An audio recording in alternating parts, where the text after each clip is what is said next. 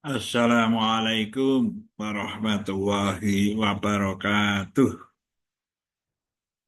Bismillah, alhamdulillah, assalatu wassalamu ala rasulillah, Sayyidina wa maulana Muhammadin ibni Abdillah, la hawla wa la quwata illa billah, amma ba'd.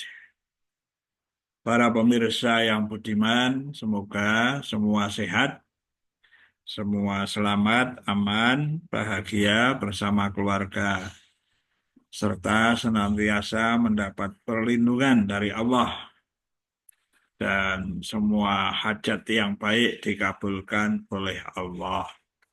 Rabbi shrah li sadri wa yassir li amri wahlul 'uqdatam min lisani yafqahu qawli. Allahumma inna nas'aluka ilman nafi'a wa rizqan thayyiba wa amalan muttaqabbala. Birahmatika ya arhamar rahimin. Bifadlika ya Allah ya Rabbal alamin. Bapak-bapak, ibu-ibu, mbak-mbak, mas-mas, adik-adik semua, semuanya kita sebagai orang Islam yang beriman, ya berkewajiban melaksanakan sholat sebagai seorang mukmin.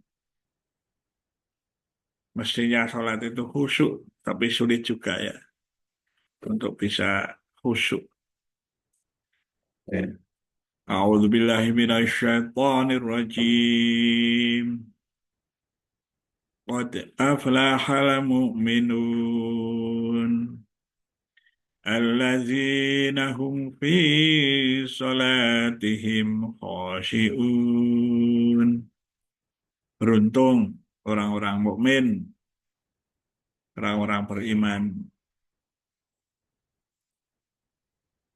yang mereka itu dalam sholatnya khusyuk. Namun khusyuk itu tidak mudah.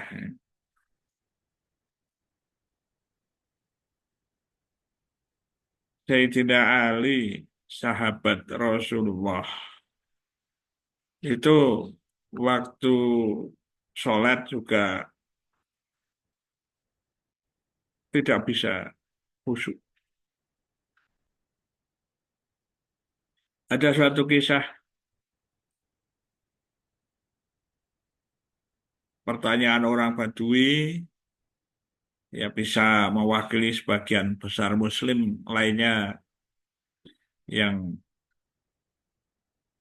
berada di lingkungan yang jauh dari Nabi Muhammad SAW,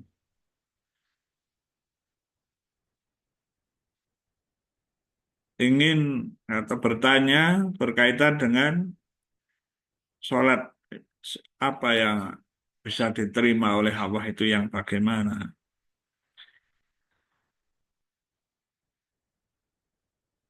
Sholat yang seperti apa yang bisa diterima. Kalau tidak khusyuk ya tidak bisa diterima.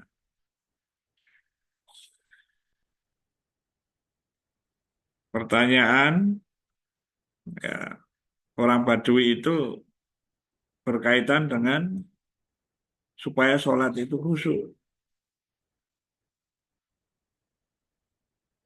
Ali bin Abi Thalib yang juga hadir pada waktu itu,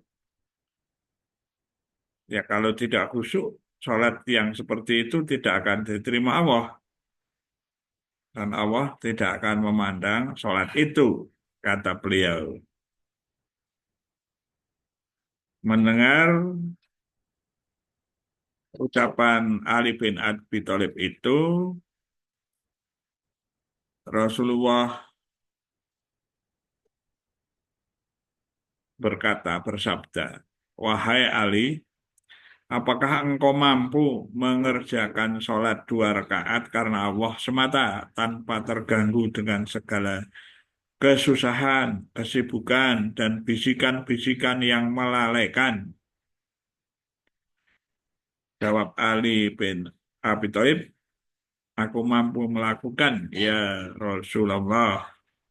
Jawab Ali dengan yakin.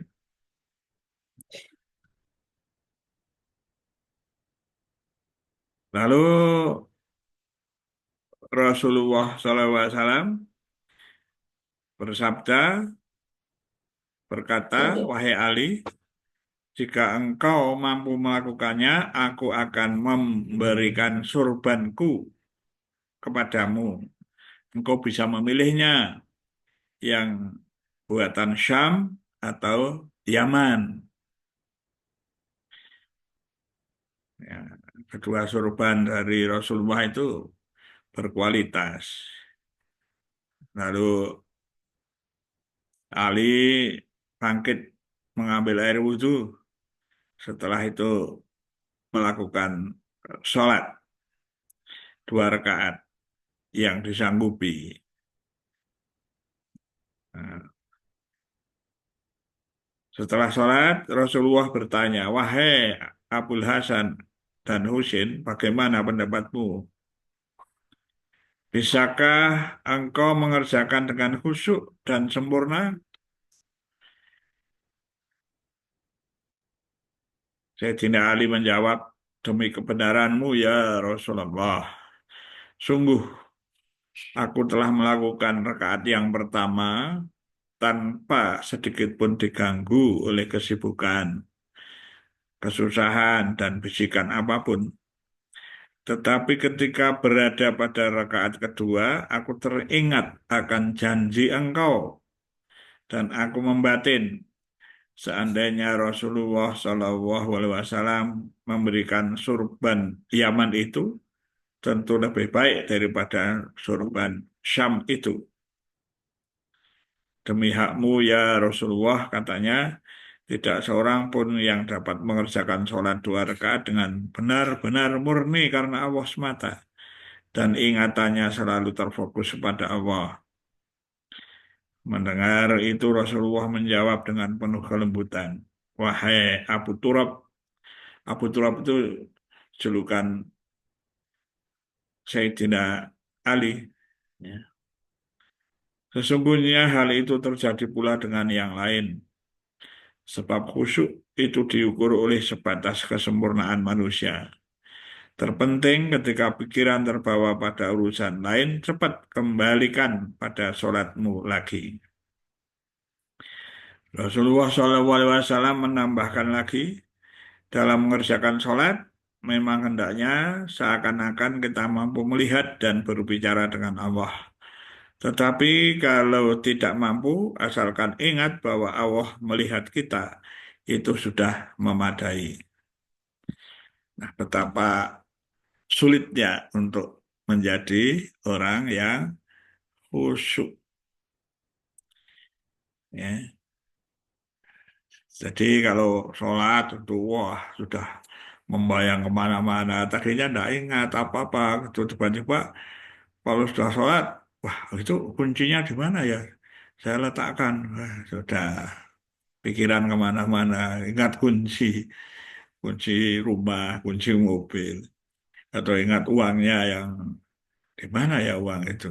Atau ingat ketemu siapa tadi. Selalu begitu. Ya khusyuk itu tidak mudah. Ya hanya mengoptimalkan untuk ingatan kita itu terjaga. Ya. Berusaha mengingat Allah saja. Ya. Jadi sahabat yang Sayyidina Ali itu tidak mampu ya untuk menjadi khusyuk dalam sholatnya.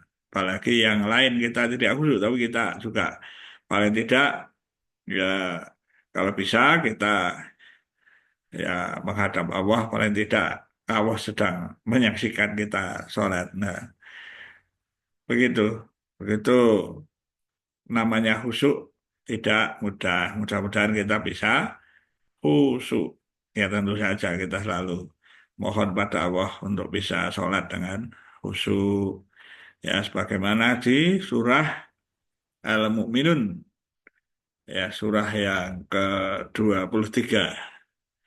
Ya, di awal-awal ayatnya itu, ya tadi yang saya bacakan, A'udzubillahi minasyaitonirrajim, Qad aflahal mu'minun. Ya, beruntung orang-orang yang beriman, yang mukmin, yang bagaimana? Alladzina hum fi sholatihim khosyi'un.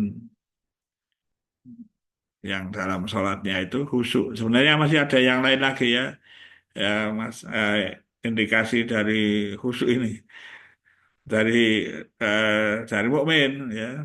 Antara lain khusyuk, lalu apa tidak berkata yang tidak berguna dan sebagainya masih banyak. Ini baru dua ayat saja yang berkaitan dengan khusyuk ya. Kita sudah bisa rasanya ya. Sayyidina Ali juga gagal untuk menjadi khusyuk. Semoga Allah mengampuni kita dalam hal ketidakhusyuan tadi. Makanya kalau ada bisikan, ada ketidaknyamanan dalam sholat, segera ingat lagi, kembali kepada fokus lagi, tergoda lagi, kembali fokus lagi, hanya bisa begitu, gitu ya. Rasulullah memberikan arahan seperti itu. Jadi paling tidak kita waktu sholat kita menghadap kepada Allah. Ya, tapi kalau tidak bisa ya paling tidak ya Allah, Allah menyaksikan kita begitu. Nah, semoga bermanfaat. Kita tidak bisa sempurna rupanya ya.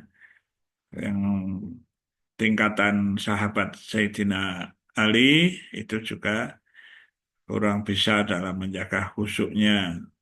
Sudah khusyuk tapi ada kegagalan di dalam khusyuknya. Nah, mudah-mudahan kita semua bisa khusyuk dalam beribadah dan ibadah kita diterima oleh Allah. Allahumma amin. Mohon ditanyakan kepada para ulama, kiai yang banyak ilmunya, yang arif billah.